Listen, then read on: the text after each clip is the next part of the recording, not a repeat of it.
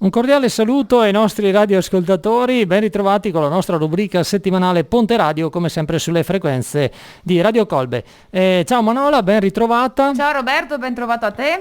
Allora, settimana già passata, fine settimana scorso sei andata da qualche parte, forse a fare la camminata, mi certo, dicevi? Sì, ho fatto la camminata per Andos domenica ad Arcoa Polesine, sì. E c'era un sacco di gente, molte donne ovviamente, e anche mariti, compagni, è stato molto carino, tanta Invece gente. io mi sono recato in quel di Fratta Polesine, dove sei visto, ho pubblicato anche la foto certo. su Facebook con l'amico Giacomo Gasparetto, che è stato uno degli interpreti, diciamo, della rappresentazione della San Martino del 1818 nella Fratta austriaca, che quest'anno hanno anticipato ad ottobre. Hanno fatto un po' un esperimento, un po' per il Covid, e tanti forse si aspettavano a novembre questa rappresentazione, no? E invece il comune di Fratta, insomma anche l'organizzazione con la regia di Selene Farinelli, molto bravi, ecco, hanno anticipato, e diciamo c'era anche una temperatura più gradevole rispetto alle edizioni precedenti. Chissà se manterranno questo periodo o se la risposteranno ancora a novembre. Immagino che ci fosse gente anni. che comunque sì, comunque una buona presenza di pubblico, un po' meno devo dire rispetto alle edizioni scorse, forse era la mia impressione, non so.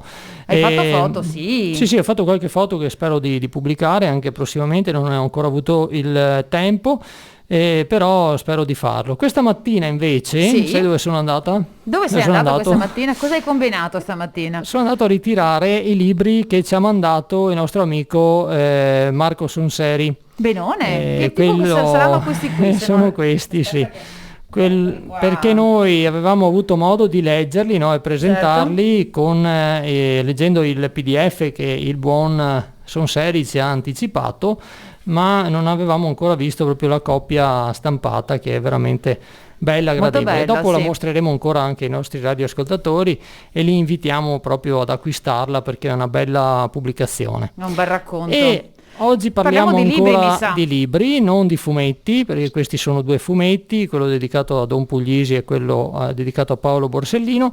Lo facciamo con un amico, anche in qualche modo un collaboratore, un collega della nostra radio. Un Rodigino Doc, lui è Francesco Casoni e vado subito a presentarlo. Ciao Francesco. Ciao Francesco, benvenuto. Ciao Roberto, che bello tornare ogni tanto qui. Ma prometto che torno anche proprio più stabilmente, lo dico sempre, però prima o poi lo mantengo. Ecco, ti aspettiamo, dai. Ci manchi Francesco. Anche voi mi mancate, speriamo anche che passi questa situazione e si possa tornare a fare la radio a piena capienza come prima. Esatto, avendo gli ospiti in studio è tutta un'altra cosa. Ti abbiamo chiamato posso perché interromperti? Faccio una cosa veloce. Mi ricordo che proprio durante il lockdown lui aveva fatto una promessa ai suoi followers su Facebook. Io l'avevo vista perché lo seguo, aveva fatto delle mini puntate a fumetti molto molto carine, e proprio aveva detto: chissà se la quarantena mi può aiutare a scrivere quel famoso romanzo che avevo nel cassetto. È vero, hai ragione. E infatti è riuscito e ce l'abbiamo qua. E questo è il romanzo I giorni delle cicale che presentiamo oggi. Francesco, lo introduco come c'è scritto proprio nella terza di copertina. Francesco Casoni è nato a Rovigo nel 1980, dove tuttora si ostina a vivere, c'è scritto. Come noi un po'. Dopo una breve carriera nel giornalismo ha continuato a lavorare nel mondo della comunicazione. Oggi è responsabile marketing di Zico, dove tiene corsi di comunicazione e creatività.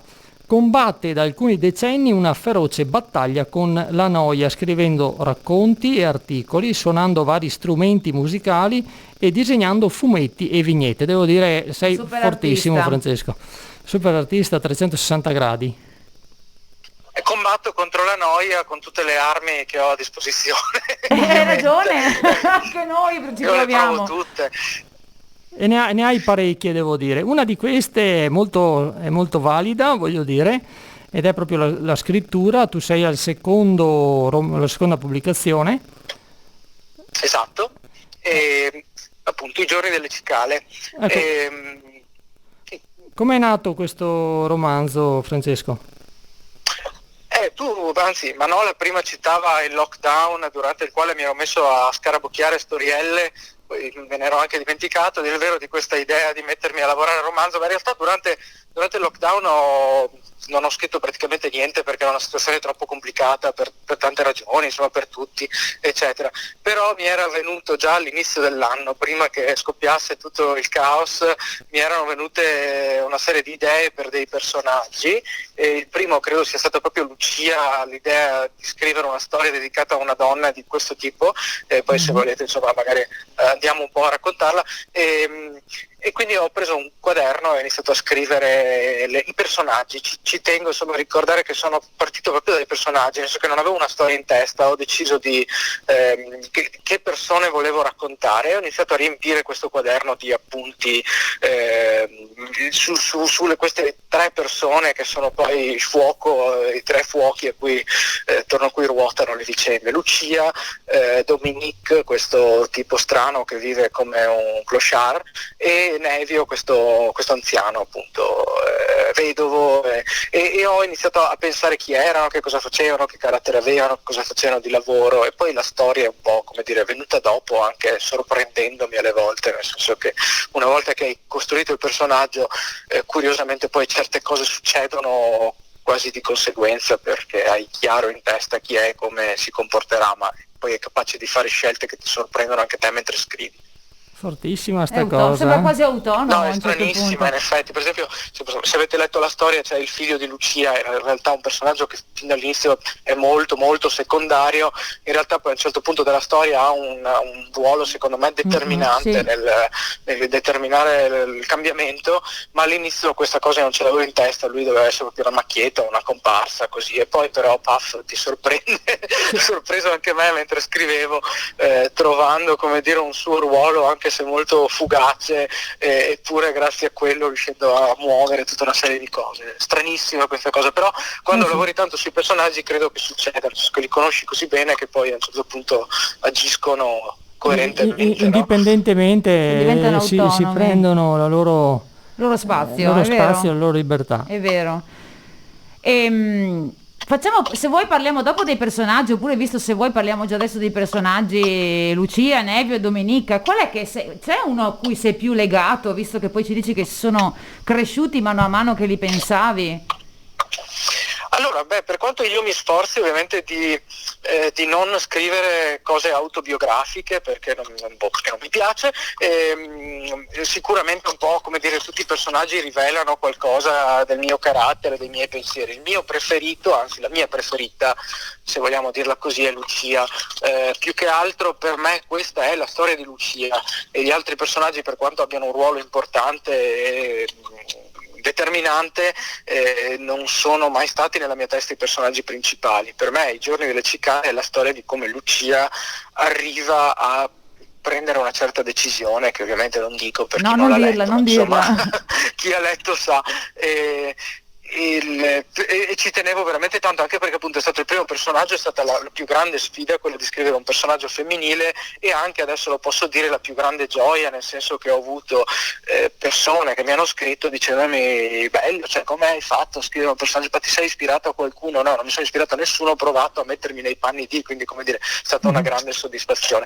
E poi perché Lucia, anche se quando l'ho scritto era un po' come dire profetico, era un mio modo per parlare del tema del cambiamento, e anche di questa cosa per certi versi strana che è la paura del cambiamento, perché Lucia ha una vita che non è ovviamente non le dà nessuna soddisfazione, eppure come facciamo un po' tutti e io compreso preferisce tenersela così piuttosto che buttarla all'aria, anche se come dire anche una cosa che ti fa schifo è più confortante che un cambiamento pieno di incerti, di misteri, di cose che non sai dove ti porteranno, no? Questo tema a me piaceva molto e ho voluto affrontarlo, ecco. Svilupparlo. Ecco, una cosa che scaturisce proprio dalla lettura in maniera preponderante, e l'ha notato anche la mamma di Manola, che è anche per lei che facciamo questa intervista, perché lei, è stata proprio entusiasta della lettura del tuo libro, Francesco. Quindi posso ringraziarla, perché Manola mi aveva anticipato questa cosa. Io, come le scrivevo, non sono uno scrittore di quelli che hanno le grandi recensioni sulle riviste, ma devo dire che non me ne importa neanche niente, nel senso che la grande soddisfazione è sapere che il libro è piaciuto a delle persone, a dei lettori o delle lettrici qualunque. È sicuro che è proprio una cosa che mi ha fatto grande piacere, soprattutto sapere che uno quei 15 euro che costa il libro non li ha buttati via, ma gli hanno riempito bene il tempo. Noi li abbiamo sfruttati al massimo, perché Francesco, se fanno tutti come noi, mi dispiace per te, ma l'abbiamo letto, quindi 5 euro a testa abbiamo speso praticamente. Però per Natale lo regaliamo, dai, abbiamo deciso. Però succede così anche per i libri di successo, che c'è un passamano proprio. È vero. Che non lo sappia il mio editore. No, non lo saprà mai. Non diremo niente al signor Spinello. No, Francesco, ti dico che mia mamma, che ci ascolterà poi, mi ha detto che finché l'ha letto lei, perché io l'ho regalato a lei, e ho detto: mamma, questo è di Francesco, leggilo, sei piacere. Lei l'ha letto subito, cioè lo ha divorato, e il commento è stato: le è piaciuto un sacco. Poi mi ha detto: si sentiva, cioè lei percepiva gli odori di quello che tu scrivevi e descrivevi e raccontavi. Quindi ho detto, adesso ho detto, vado subito, lo leggo pure io, se la mamma ha detto ok. Sì, ha dato il via libera. Vedi che bel ciclo che si è innescato, cioè Manola l'ha regalato alla mamma, la mamma l'ha letto, l'ha passato a Manola l'ha passato a me. È un po' come il ciclo della vita. E ritorniamo alla natura, no? Che era la domanda che io volevo fare, perché qui proprio l'attenzione, no? Per la natura, per le piante, è proprio esposta molto, molto bene. Per esempio anche c'è tu parli del tarassaco, no? Che è il fiore giallo che poi crea un frutto, no? Che è il soffione, quello che noi chiamiamo soffione. E poi parli appunto delle cicale, no? Come c'è nel titolo, che anche loro hanno tutta una trasformazione particolare, perché fecondano sugli alberi, poi cadono a terra ed escono dopo tantissimi anni. Esatto. Allora qui c'è questo tema della natura, anche qui grande soddisfazione sentirsi dire, insomma, che le descrizioni facevano sentire i profumi, eccetera, nel senso che dietro questo libro c'è tutto un lavoro mio come dire, dedicato alla natura. Io avevo scritto tanti appunti sulle piante selvatiche, eccetera, e anche questo in qualche modo si lega un po' al lockdown, nel senso che durante il lockdown, come tutti, io poi sto in appartamento, mi sono trovato a non avere spazio fuori, no? Quindi le mie esplorazioni erano molto minimal, nel senso che per trovare la natura, certo, in particolare con mia figlia, con cui gironzolavo per andare a fare la spesa, quelle cose lì, la trovavamo nelle aiuole, in piazza, negli angoli un po' più, soprattutto in quel periodo in cui non passava più nessuno a tagliare le erbacce, quindi cresceva natura un po' dappertutto, no? E ci siamo appassionati anche a tutte queste piante selvatiche molto umili ma molto tenaci, che sanno crescere nei luoghi più impensati. Io ho sempre avuto la passione per la natura fin da bimbo, e quindi per me è una vera gioia poter esplorare questo piccolo mondo che sta anche appunto dove camminiamo tutti i giorni. E poi ecco, nel libro la natura ha, come dire, una risonanza con quello che succede nel libro. Per esempio le cicale che tu citavi hanno questo ciclo vitale stranissimo, per cui diventano anche loro un po' delle annunciatrici di quello che sta per succedere, nel senso che le cicale, per chi non lo sapesse, vivono sottoterra il 99% della loro vita, cioè passano dei 13, 15, alcune specie anche 17 anni sottoterra, e poi all'improvviso escono. Anche quest'estate mi è capitato di uscire veramente a frotte, sciami, e vivono qualche settimana così, cantando, scatenandosi, ed è quello che noi vediamo delle cicale, no? C'è un cambiamento improvviso dallo stato di larva sottoterra, all'improvviso diventano una cosa esplosiva, che è rumorosa, eccetera. E nel libro è un po' come dire un annuncio del fatto che qualcosa che è stato fermo tanto tempo all'improvviso sta per cambiare, no? E quindi la natura ha anche questo ruolo. E poi infine, lo dico brevissimamente, c'è questa cosa che dicevi tu, il ciclo, la ciclicità, cioè il bello della natura è anche che suggerisce in particolare a Nevio, che è questo anziano che è rimasto vedovo e che sta cercando di capire qual è il senso della vita perché si sente completamente schiacciato da questo vuoto, e trova nella natura l'idea che c'è qualcosa di più grande delle singole vite individuali e che è in questa ciclicità, in questa rinascita, insomma in qualcosa che va avanti oltre a quello che siamo noi e che si ripete quasi all'infinito, come le piante, la vita, insomma questo rigenerarsi continuo, forse l'aspetto, come se vogliamo, un po' più mistico del nostro stare al mondo. E poi un'altra cosa che ho notato, che ho avuto modo di vedere, no, di persona più volte anch'io, di constatare, è invece il fatto che c'è questa villa, no, che è abbandonata nel Parco Ambrosini, no, che sta cadendo a pezzi, e la lotta della natura per conquistare il suo spazio. È una cosa che ho avuto modo di vedere, insomma, fotografando tanti luoghi abbandonati, e c'è proprio questa forza della natura di riprendersi proprio spazio, proprio territorio. In realtà sì, per certi versi è affascinante, per certi altri apocalittica, come dire, ci ricorda insomma che se noi domani non ci fossimo più, qualcosa andrebbe avanti lo stesso, anche senza di noi. Ma per fortuna che qualcosa va avanti lo stesso. Però Francesco, ti chiedo, ognuno dei tre personaggi, 3-4 insomma, poi non diciamo, ognuno ha il suo modo di rapporto con la natura, nel senso che Lucia ad esempio usa questo parco, lo attraversa di sera per rilassarsi un po', per entrare in contatto anche con l'umidità della notte, mentre ad esempio Nevio va alla ricerca delle sue piante selvatiche.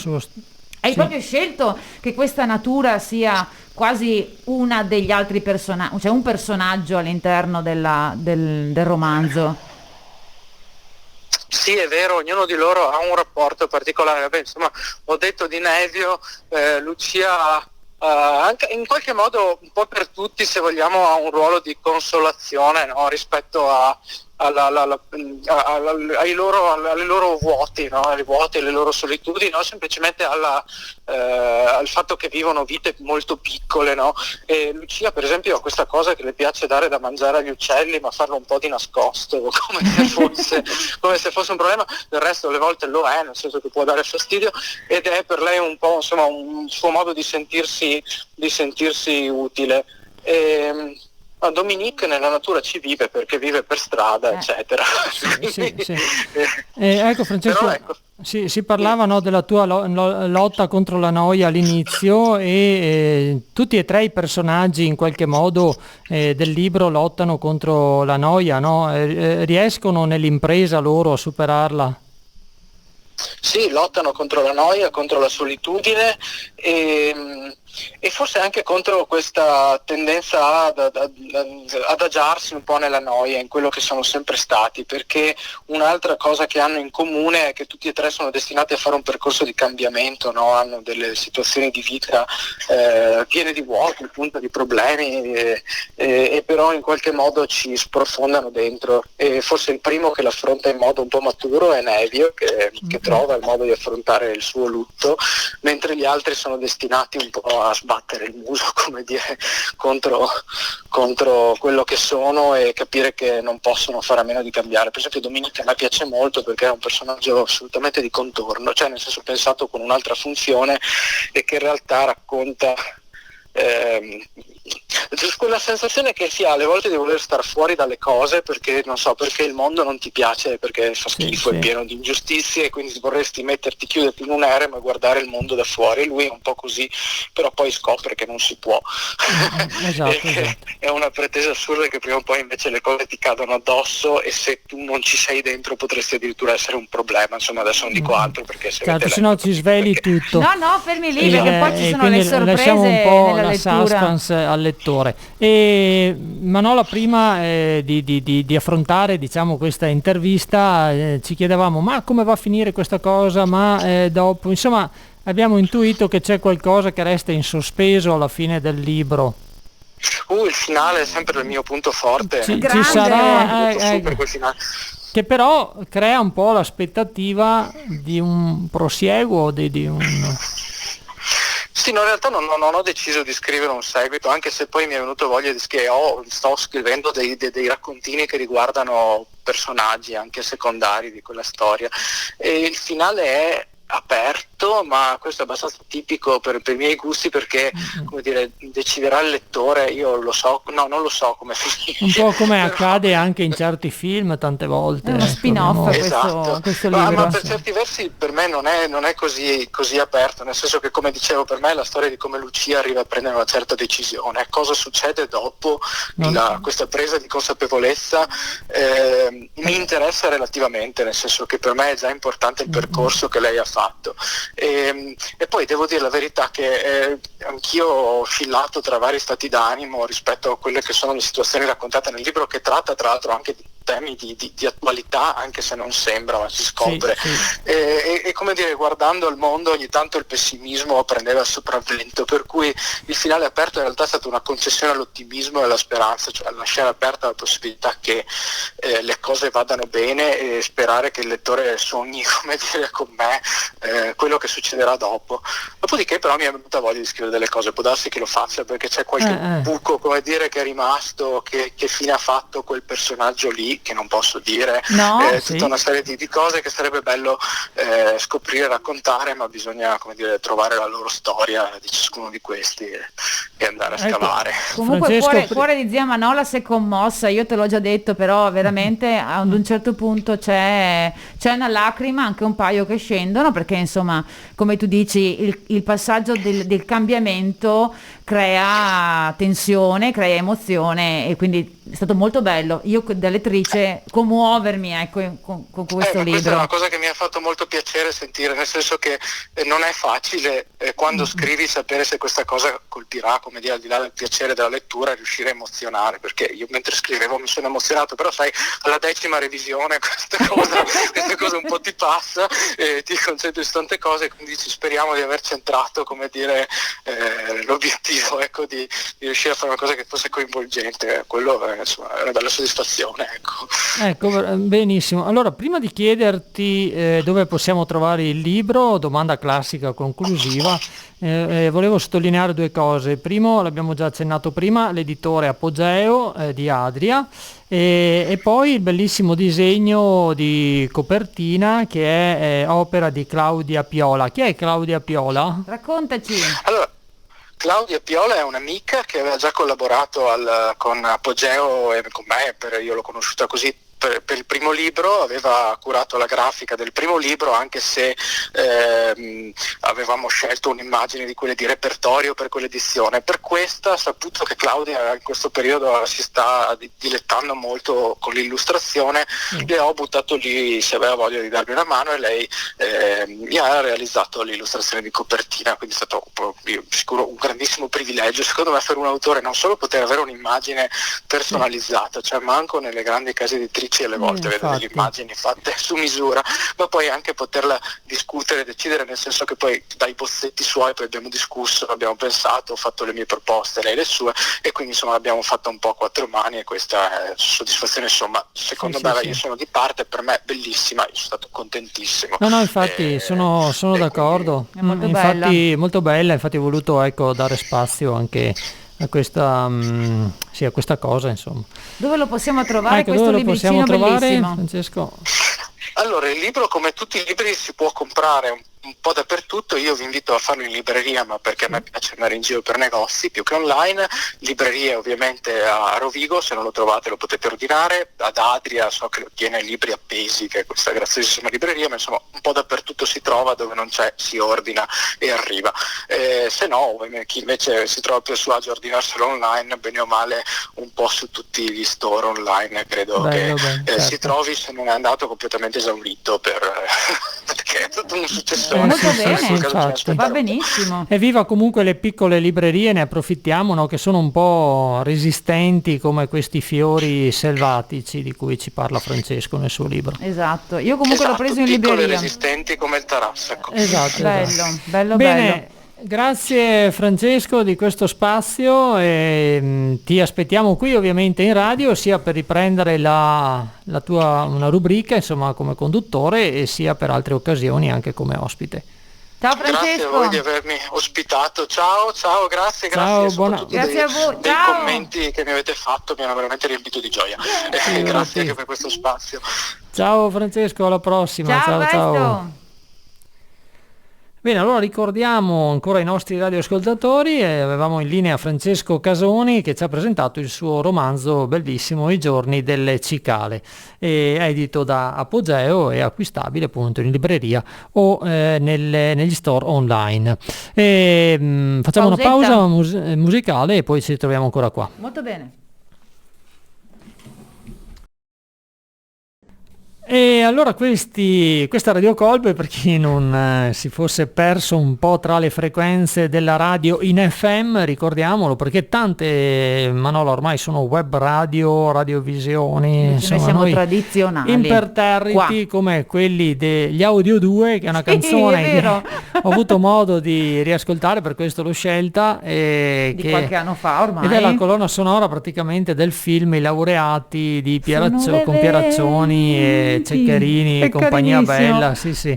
Un tuffo nei nostri ricordi, esatto, nel passato. Esatto. Io ho nostalgia di quei film lì perché poi mi riportano indietro, insomma, un po' di anni fa. Quando eravamo giovani. Lì sul film che ho rivisto un Pieraccioni giovanissimo, no? Proprio un ragazzino era. Una forza della natura.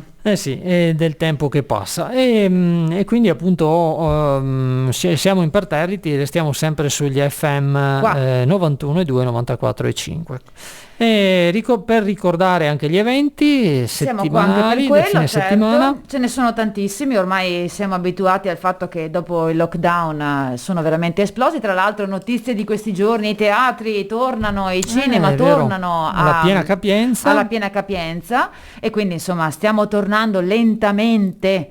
Stai progettando qualcosa? Hai appuntamenti in vista? Progettando. Sì, no, ricordiamolo a proposito, perché ne abbiamo parlato la settimana scorsa con Erika Verza in arte Betty questo Blonde. Questa fine settimana io vado, insomma, ho preso i biglietti, adesso vediamo, sentiremo anche Erika quanta disponibilità avrà.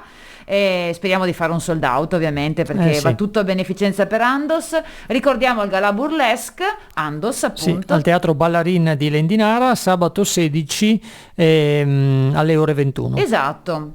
Poi ovviamente ci sono tantissimi altri eventi, ricordiamo Palazzo Roverella, ormai prima o poi andrò a vedere la mostra di Robert Doisneau. Ho visto un servizio proprio in questi giorni sul TG3, è andato in onda, hanno dato spazio alla nostra mostra. Stanno facendo una bella pubblicità, è molto bella, piace molto. E questo sabato ci sono le visite, la prima delle visite guidate tematiche, sono bravissimi in mostra a preparare questi eventi particolari. Ci sarà una fusione di arti performative e tecniche di comunicazione, quindi viaggio esperienziale, e il bello è che ci sarà questo percorso di approfondimento tematico alla mostra, quindi comunque la guida vi racconterà di Robert Doisneau, e ci saranno degli inserti coreografici a cura di danzatori professionisti, quindi sarà in movimento questa visita. Ovviamente prenotazioni obbligatorie, Palazzo Roverella, info@palazzoroverella.com oppure lo 0425 460093. E questo fine settimana ritornano le giornate del FAI d'autunno, quindi sabato 16 e domenica 17 ottobre in tutte le province italiane, tutti i capoluoghi di provincia, il FAI organizza queste visite guidate in luoghi che in genere non sono aperti al pubblico, quindi non sono visitabili, e c'è la possibilità, per quanto riguarda la nostra provincia, di visitare 3 luoghi particolari. Il primo è il Teatro Comunale di Adria, che ha una storia, io l'ho letta sul sito del FAI, perché appunto basta andare a cercare su Google giornate FAI 2021 e troverete sul sito fondoambiente.it tutti i luoghi. Basta inserire una località, perché ovviamente si può andare anche fuori provincia, insomma, possiamo andare a Padova, dopo diremo gli appuntamenti di Padova, come possiamo andare a Treviso, a Ferrara, insomma, prenotandosi. Per quanto riguarda appunto il Teatro Comunale di Adria, ho letto la storia ed è molto affascinante, perché è una storia anche qui di conquista. Ce la racconti? Nel 1921, sì, a grandi linee, insomma, c'era stato l'incendio del precedente precedente teatro Politeama di Adria, e un imprenditore Francesco Zagato, appassionato di lirica, ha acquistato il terreno dove sorgeva l'Arena Zen, che non ricordo bene adesso di cosa si trattava. Comunque affida il progetto a Giambattista Scarpari e nel 1923 è iniziata la costruzione di quello che doveva essere un grandissimo teatro che doveva avere circa 6.000 posti addirittura. E nel 1924 c'era stata l'inaugurazione di una struttura, diciamo, in una prima parte di questo teatro, dove c'era il palcoscenico, una galleria e i camerini. Però poi cosa succede? Che arriva la crisi economica del 1926-27, il povero imprenditore Zagato va in fallimento e ci sarà poi, dopo alcune traversie, l'imprenditore Enrico Barbuiani, che nel 1932 appunto prende in mano la situazione e partendo appunto da quello che era rimasto di questo progetto crea un teatro che viene inaugurato nel 1935 e che è proprio l'attuale teatro, insomma, con vari altri restauri che sono stati fatti nel corso del tempo, però così come lo vediamo oggi. E poi sarà visitabile l'oratorio e gli esterni di Villa Grassi Baroni, che si trova a Baricetta. Sì. È una villa settecentesca, molto importante l'oratorio. Nel corso della visita guidata verranno descritte le storie delle 4 persone, dei conti Grassi di questa famiglia che si trovano all'interno, sono custodite, diciamo, all'interno di questo oratorio. Poi sarà visitabile la Tamisiana Repubblica di Bosgattia e Corte Milana a Paposse, dove c'è un museo. Non sono mai riuscito a vederlo purtroppo, ma meriterebbe sicuramente una visita, che racconta la storia di questo esperimento, diciamo a metà degli anni 50, dove in un isolotto in mezzo al Po si diede vita alla tamisiana, dal tamiso, no, che si usava per la farina, per le granaglie. E poi dalla bosgattia, ovviamente dal bosgatto, dal maiale, che era l'animale tipico di famiglia, diciamo, delle famiglie polesane. Che dava il sostentamento. E prima a Panarella di Paposse si creò questa comunità e poi ci si trasferì nell'isola del Balottin, nei pressi di Corbola. E c'era questo gruppo di persone guidate dal milanese professor Luigi Salvini, che assieme alla polesana Mettelda Catozzo fondò appunto uno stato indipendente con tanto di monete, francobolli, documenti propri, e per entrare serviva il Green Pass. No, non serviva comunque un lascia passare. Ho letto.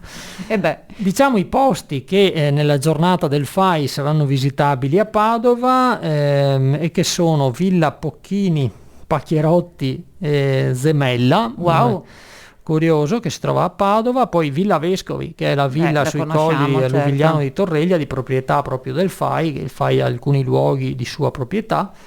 Villa Fortini e il borgo di Ponte Manco a 2 Carrare, e poi ancora le fornaci Serciani di Fontaniva, il Palazzo Duse Masin di Padova e il paese di Piombino Dese, dove ci sarà un percorso urbano. Wow, un sacco di visite. Un sacco di posti solo qui nella zona tra Rovigo e Padova. Esatto. Torniamo però al Teatro Sociale di Rovigo. È stata resa pubblica in questi giorni la nuova programmazione della stagione. Ci sarà ovviamente la stagione con le opere liriche, ci sarà la prosa.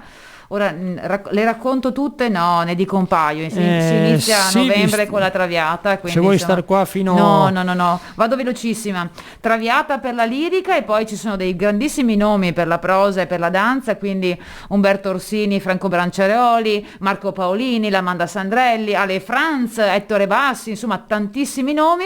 Ricordo solo che questo weekend 17, 18, domenica e lunedì in città avremo per il Teatro Ragazzi una compagnia che conosco, che sono gli Stivalaccio Teatro di Vicenza. Sono veramente meravigliosi e portano in scena uno spettacolo che si chiama Don Chisciotte, tragicommedia dell'arte, soggetto originale di Marco Zoppello, regia di Marco Zoppello, interpretato da Zoppello e da Michele Mori. Andate a vederli perché sono veramente meravigliosi. Domenica 17 alle 17, lunedì 18 alle 10:30 per il Teatro Ragazzi.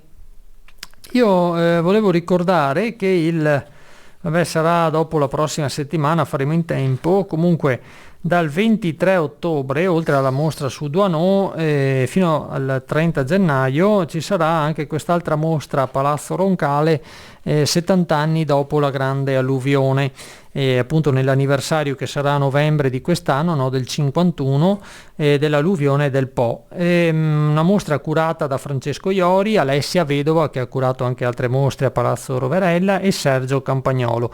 È la lunga marcia del Polesine verso, diciamo, la conquista di una certa di un certo livello economico che ha rincorso per molto tempo, perché sappiamo che quando c'è stata l'alluvione famiglie ridotte alla fame, tanti costretti a lasciare il nostro territorio. Anche i miei nonni se ne sono andati. Tutti abbiamo parenti che sono andati o a Torino o a Milano. Vercelli miei. Ecco, esatto, quindi praticamente nel triangolo industriale, certo. No, prevalentemente Genova, Milano e Torino.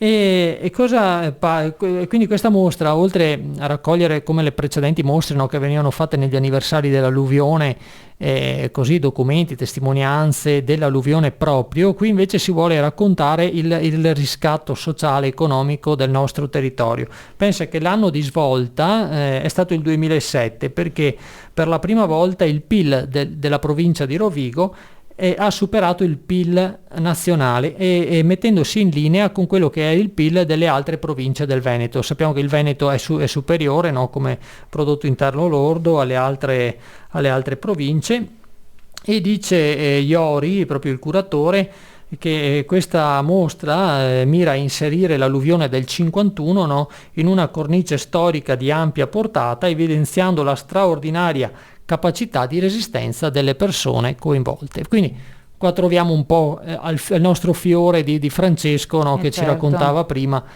capace di crescere nei luoghi più impensabili, più impervi. È meraviglioso, perché alla fine i rodigini sono forti, un po' lenti ma forti, passi belli chiari e decisi. Lenti ma violenti. Terminiamo solo con l'ultimo appuntamento, che per chi ama la musica e la poesia, perché ci sono le domeniche al Concordi, ovviamente l'Accademia dei Concordi, c'è questa rassegna di musica e poesia, musica e pittura, che è già iniziata, perché è iniziata domenica scorsa, e questa domenica avrà come oggetto Beethoven, l'opera 102, e saranno giornate, in realtà è la mattina, dedicate alle ore 11, dedicate appunto alla musica. L'ingresso è gratuito, sì. Si svolgeranno tutte a ottobre e anche tutta a novembre. Sul sito dell'Accademia dei Concordi trovate tutte le informazioni, il programma, ecco. Ed è una rassegna che arriva bene alla 13ª edizione, per cui dedicata come filo conduttore a Dante Alighieri, in cui rincorre proprio 900 anni dalla morte, notte tra il 13 e il 14 settembre. 700 anni, non ce la possiamo fare. Della morte. E quindi insomma l'arte, l'arte ci sostiene e ci incoraggia, inducendoci anche alla riflessione. Quindi andiamo ad ascoltare musica, perché ci aiuta a creare un mondo più bello. Certo.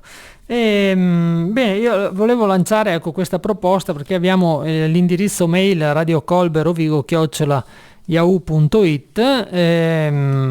Una così proposta ai nostri radioascoltatori. Vai. È quella che sono curioso di vedere le radio, no, da dove ci ascoltano, quindi inviateci magari per email la foto, ormai tutti riusciamo a farla con il nostro cellulare, della vostra radio, dello strumento che usano per ascoltarci in FM, da dove ci ascoltate. Può essere una radiolina in casa, l'autoradio della macchina e così via, perché qualche telefono ancora ce l'ha, la qualche radio. Telefono sì, ha ancora la possibilità di ascoltare le radio in FM, sì. Quindi apriamo un contest, un contest fotografico, radiocolberovigo@yahoo.it, la mail, e potete utilizzare lo stesso canale di comunicazione per proposte come libri, se avete scritto anche voi qualche libro, qualche evento, scriveteci pure, che vediamo spazio.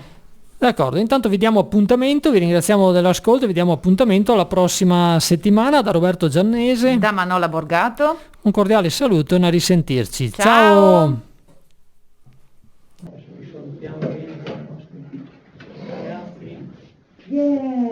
Eccoli qua i nostri libri. Allora, cosa abbiamo? Allora.